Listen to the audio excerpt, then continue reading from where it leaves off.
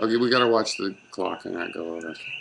For 5 minutes. So I don't even know. After 3 times, this is the 3rd time we had to record this, so I don't even know where to start.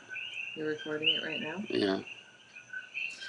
Well, you said you did believe. I see. Part of this is when we did the first one, I didn't know the answers, and now I know the answers. You said you do believe in astrology.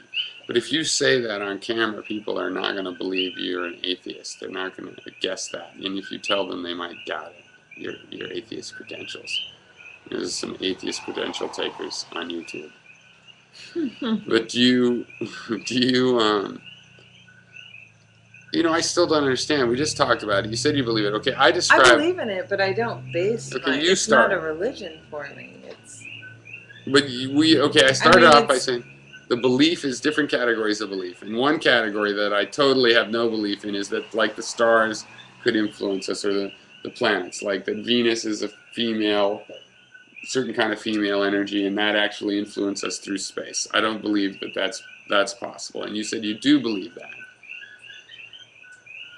But if another culture saw Venus and thought it was some different kind of symbol, then that's different. And then you sort of are like, okay, well, it doesn't really matter. You believe it for the same reason I do, ultimately, it sounds like, because you could just put it simple, like if we weren't trying to dig in deep and just say, oh, it's fun to read, and you learn something about yourself.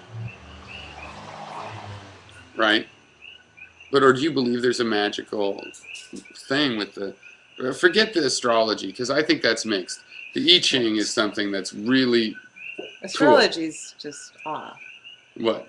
Well, because, I mean, it's not even on the right lines. Right, there's this whole kind of controversy if you assume there is some validity to it with the sidereal stuff that I think is... But there is merit in deriving personal information from other forms of divination. Yeah. Well, but I'm saying the main way they work is that you know about yourself. And you read a horoscope or something. You bring questions to this. The way the words are written in there is such that those questions come back as statements to you that then you interpret, and you interpret them as the answers, and you actually come up with the answers. So it's a way of getting answers out of your own head. Right. So we agreed with that. But that's not magic. That's just like, it's not like a parlor trick, because no, it's like more like psychological therapy. It's like a therapy approach. Right. I think that's that's not Young magic, was seeking from it. Right. That's exactly right. Probably, exactly. But I still have not read very much new, so I don't really know. But that's my understanding of that. So, I mean, I think there's a relation to that kind of stuff. That's my interest. So, but that's not magic. It's so like there's money no magic. In a way. It kind of increases the coincidence of wants of,